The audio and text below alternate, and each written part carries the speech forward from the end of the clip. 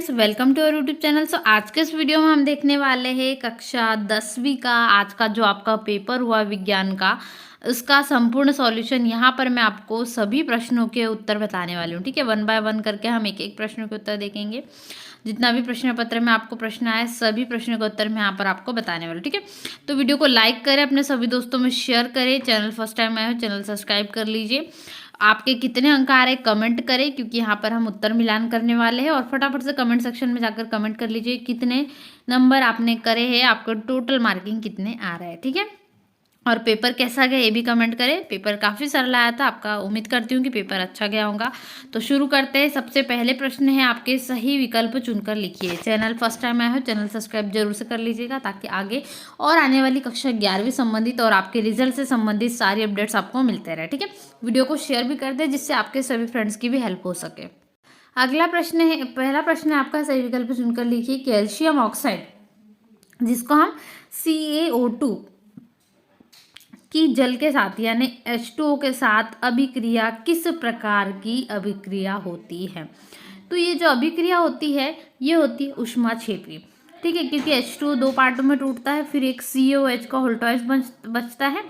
ठीक है, यहाँ पर एक H बचेगा आपका, मतलब हाइड्रोजन गैस बचती है बस। और यहाँ पर आपको देख लेना। ठीक है, तो बैलेंस कर सकते हैं, समीकरण को बैलेंस करना होता है दोनों को। तो ये जो अभिक्रिया होती है, आपका राइट आंसर क्या हो जाएगा? ऊष्माक्षेपी अभिक्रिया ये होती है। ठीक है, आपको समीकरण नहीं पूछा है, ऊष्माक्षेपी कौन सी अभिक्रिया, सिर्फ इतना पूछा था। धातुओं द्वारा कौन सा गुण प्रदर्शित नहीं किया जाता? ठीक है, विद्युत चालकता भी प्रदर्शित होती है, आघात वर्धनीयता भी, तन्यता भी। धातुओं को तार में बदल दिया जाता है, सोना चांदी को तार जैसे पतले बना देते, आघात वर्धनीयता भी कर देते। ठीक है, उनको चादर जैसा पीट के इसी प्रकार से बना जाते। भंगुरता यानी उनके टुकड़े, तो ये अधातु में गुण होता है। ठीक है, तो आंसर राइट आपका कौन सा है? भंगुरता, जो कि इसमें धातुओं में नहीं पाया जाता। ठीक है, भंगुरता राइट आंसर है।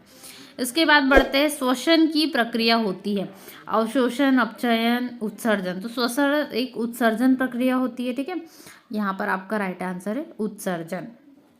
अगला प्रश्न क्या है? अमीबा में किस विधि के द्वारा जनन होता है? तो विभाजन, द्विविभाजन, द्विखंडन जिसको कहते हैं, उसके द्वारा अमीबा में अलैंगिक जनन होता है। ठीक है, तो द्विखंडन सही आंसर है, ऑप्शन नंबर स। इसके बाद अगला प्रश्न क्या है? समतल दर्पण की फोकस दूरी होती है, कितनी होती है? समतल दर्पण की फोकस दूरी अनंत होती है। और इसके अलावा यदि आप ये आंसर की PDF डाउनलोड करना चाहते हैं, गूगल पर सर्च करना है airfindia.com, डिस्क्रिप्शन बॉक्स में भी लिंक मिल जाएंगी, जरूर से देख लीजिएगा। प्रतिरोध का मात्रक होता है, प्रतिरोध का मात्रक क्या होता है? ओम। ठीक है, राइट आंसर क्या है? ओम। उसके बाद में है अगला क्वेश्चन, विद्युत ऊर्जा को यांत्रिक ऊर्जा में बदलने वाली युक्ति विद्युत मोटर कहलाती है। ठीक है, तो मोटर यहाँ पर आपका आ जाएगा विद्युत मोटर। अगला प्रश्न क्या था आपका? एक परितंत्र में मानव है। देखिए, पौधे उसमें उत्पादक की भूमिका निभाते हैं, यानी जो सबसे पहले लाता है। ठीक है, उत्पादक मतलब ये स्वयं अपना कार्य करते हैं, जो हमें देते हैं उत्पाद करके। और मानव जो है, बहुत से मानव उसमें शाकाहारी भी है, शुद्ध शाकाहारी, फिर बहुत से मांसाहारी भी है, यानी दोनों प्रकार के आपको मिलेंगे मानव। तो मानव सर्वाहारी में आएगा। ठीक है, सही उत्तर है आपका ऑप्शन नंबर द, सर्वाहारी। आगे बढ़ते हैं, प्रश्न क्रमांक 2 है, रिक्त स्थानों की पूर्ति कीजिए, ये रिक्त स्थानों को भरिए। सिरके में कौन सा अम्ल उपस्थित होता है? सिरके में एसिटिक अम्ल उपस्थित होता है। कौन सा अम्ल? एसिटिक अम्ल, जिसको हम कहते हैं एसिटिक एसिड, ये उपस्थित होता है। ठीक है, आपने राइट आंसर लिखा होगा एसिटिक अम्ल। दो या दो से अधिक धातुओं के समांगी मिश्रण को क्या कहते हैं? जब दो धातु मिलेगी, कोई भी ए धातु ले लीजिए, बी धातु, दोनों धातु मिलेगी तो ये कहलाएगी मिश्र धातु। ठीक है, समांगी मिश्रण है, समान मात्रा में, तो मिश्र धातु आपके दूसरे का सही उत्तर है। क्या लिखेगा आप? मिश्र धातु। अगला क्या है? टेस्टेरोन हार्मोन का स्त्रावण कौन सी कोशिका से होता है? ठीक है, किस में होता है? तो जो स्त्रावण है वो लेडिग कोशिकाओं में होता है। ठीक है, सही उत्तर है लेडिग कोशिकाओं से होता है। उसके बाद है, यदि एक पुष्प के परागकण दूसरे पुष्प पर स्थानांतरित होते हैं तो यह प्रक्रिया क्या कहलाती है? एक पुष्प है, उसके परागकण दूसरे पुष्प पर यदि आ जाए, स्थानांतरित हो जाए, तो यह प्रक्रिया पर परागण कहलाती है। ठीक है, पर परागण मतलब दूसरे के पर स्थानांतरित होना, ये पर परागण पौधों में कहलाती है। ठीक है, राइट उत्तर है पर परागण। उसके बाद आगे बढ़ते हैं, अगला क्या है, नर संतान के लिए उत्तरदायी गुणसूत्र एक्स वाई गुणसूत्र होते हैं। ठीक है, नर संतान के लिए राइट आंसर है एक्स वाई गुणसूत्र। वस्तुओं को हम किसकी उपस्थिति में देख सकते हैं? बिल्कुल, हम वस्तुओं को प्रकाश की उपस्थिति में देख सकते हैं। एक कमरे में आप जाइए और उसमें पूरा अंधेरा है, ठीक है, कुछ भी उजाला नहीं है, पूरा पैक है कमरा, तो आप क्या कुछ देख पाओगे? नहीं। तो इसलिए हमें प्रकाश की उपस्थिति होगी, तभी हम क्या देख सकते हैं? वस्तुओं को देख सकते हैं। प्रिज्म द्वारा खालिस्तान रंग की प्रकाश किरण का विचलन सर्वाधिक होता है, तो बैंगनी रंग का सर्वाधिक विचलन होता है। ठीक है, ये आपको याद रखना है, विचलन जिसको कहते हैं, तो बैंगनी रंग की प्रकाश किरण का। ठीक है, राइट आंसर है बैंगनी। चलिए नेक्स्ट है प्रश्न क्रमांक 3, सही जोड़ी मिलाइए। सही जोड़ी काफ़ी इजी है आपकी। ठीक है, प्रबल अम्ल है हाइड्रोक्लोरिक अम्ल, जिसको कहते हैं HCl, राइट आंसर है फर्स्ट का HCl। धातु, इनमें से धातु क्या होती है? विद्युत की सुचालक होती है, राइट आंसर है विद्युत की सुचालक।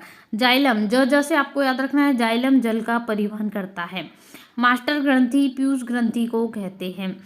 मादा हार्मोन इनमें से कौन सा है? तो एस्ट्रोजन, और पुरुष हार्मोन जो है टेस्टेरोन। ठीक है, तो एस्ट्रोजन यहाँ पर आपका मादा हार्मोन है। मेंडल, जिन्होंने अनुवांशिकी के नियम प्रतिपादित किए। सरल रेखीय पथ है प्रकाश किरण, जो सरल रेखा में गमन करता है। विभवांतर का मात्रक होता है वोल्ट। ठीक है, ये आपकी सही जोड़ी बनी है। फिर से मैच कीजिए, आपको कन्फ्यूजन होगा तो। प्रबल अम्ल HCl, धातु विद्युत की सुचालक। ठीक है, दूसरा। इसके बाद है जाइलम, जो कि जल का परिवहन करता है, ये हो गया तीसरा। मास्टर ग्रंथि, ये हो गया पीयूष, चौथा। ठीक है, पीयूष ग्रंथि को मास्टर ग्रंथि कहते हैं हम। इसके बाद मादा हार्मोन, तो इसका मिला लीजिए एस्ट्रोजन, सॉरी मादा हार्मोन यहाँ पर है एस्ट्रोजन, मादा हार्मोन से मिला लीजिएगा। ठीक है, मेंडल, इसको मिला लीजिए अनुवांशिकी के नियम से। सरल रेखीय पथ आपने मिला होगा प्रकाश किरण से। विभवांतर वोल्ट से आ जाएगा। ठीक है, ये इस प्रकार से मिला लीजिएगा, और साथ ही नंबर कमेंट कर लीजिए फटाफट से, कितने आपके मार्किंग आ रहे हैं, कैसा पेपर गया है, कमेंट करना ना भूलें। ठीक है, नेक्स्ट क्वेश्चन बढ़ते हैं। क्वेश्चन नंबर 4, एक शब्द एक वाक्य में उत्तर दीजिए। 7 अंकों के लिए आपका प्रश्न है, और सब्सक्राइब कर लीजिए फटाफट से चैनल को, ताकि आपके रिजल्ट से जुड़ी सारी संबंधित अपडेट आपको मिलते रहे। वे अभिक्रियाएं जिनमें अभिकारकों के बीच आयनों का आदान प्रदान होता है, उन्हें कहते हैं। एक दूसरे का आयन का जो आदान प्रदान होता है, इनको क्या कहते हैं? इनको विस्थापन अभिक्रिया कहते हैं, या द्विविस्थापन अभिक्रिया भी कहते हैं। ठीक है, वे अभिक्रिया क्या कहलाती है? विस्थापन अभिक्रिया, या द्विविस्थापन भी है, तो एक ही बात है, अभिक्रिया कहलाती है। मस्तिष्क का कौन सा भाग सोचने, सुनने, सूंघने, देखने इत्यादि के लिए विशिष्टकृत है, मतलब उनको एक्सप्लोर करता है? तो ये है मस्तिष्क का मध्य मस्तिष्क भाग। ठीक है, मध्य भाग मस्तिष्क जिसको कहते हैं, या मध्य मस्तिष्क बोल सकते हो, अलग अलग भागों में बांटा गया मस्तिष्क को, तो मध्य मस्तिष्क इन सब के लिए जिम्मेदार होता है। भ्रूण को पोषण कहाँ से मिलता है? तो भ्रूण को पोषण है वो माँ के रुधिर से मिलता है, माँ के खून से, माँ के रक्त से। तो माँ के रुधिर से बच्चे को जो है भ्रूण को पोषण मिलता है। ठीक है, माँ के रुधिर से आप लिखा होगा। इसके बाद क्या है? जिस लेंस की फोकस दूरी 1 मीटर हो, उसकी क्षमता कितनी होगी? तो उसकी क्षमता 1 डायोप्टर, 1D आपने लिखा होगा, या 1 डायोप्टर पूरा फुल में लिखा होगा। ठीक है, इस प्रकार से डायोप्टर, 1 डायोप्टर राइट आंसर आपका। 1D या 1 डायोप्टर पूरा भी लिखा होगा तो ये बराबर होता है, राइट आंसर है 1D। आगे बढ़ते हैं। नेक्स्ट क्वेश्चन क्या है? क्या कारण है कि खतरे के संकेत या सिग्नल का प्रकाश लाल रंग का ही होता है? इसका कारण ये है कि आप यदि कहीं दूर से भी गमन कर रहे हो, दूर से आ रहे हो, तो आपको दूर से भी निशान दिखना चाहिए कि खतरा है, आप इसके आगे नहीं बढ़ सकते। यहाँ पर आपको थोड़ा ध्यान से चलाना है। तो ये खतरे का निशान, ये आपको सुरक्षा के लिए होता है। ये इसलिए होता है ताकि ये दूर से भी दिख जाए। ये दूर से इसलिए दिखता है क्योंकि इसकी तरंग दैर्घ्य सबसे ज़्यादा होती है। सही उत्तर आपने लिखा होगा, क्योंकि इसकी तरंग दैर्घ्य सर्वाधिक होती है। इस कारण जो है इसका रंग लाल रंग रखा जाता है सिग्नल का। ठीक है, खतरे के निशान से बचाने के लिए लाल रंग का हम प्रयोग करते हैं। तरंग दैर्घ्य सर्वाधिक होती है, इस कारण ये लिखा होगा आपने। आगे क्या है?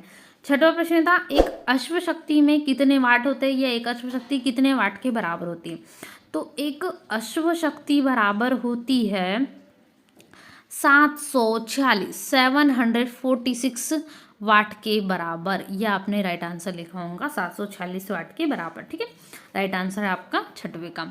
आगे प्रश्न बढ़ते हैं 7वां। तब तक चैनल को सब्सक्राइब कर ले, बेल आइकन भी प्रेस कर ले ताकि रिजल्ट से संबंधित और जुड़ी अपडेट आपको मिलते हैं। विद्युत परिपथों की लघु पतन तथा अतिभारण के कारण होने वाली हानि से सुरक्षा की सबसे महत्वपूर्ण युक्ति है इनमें से कौन सी?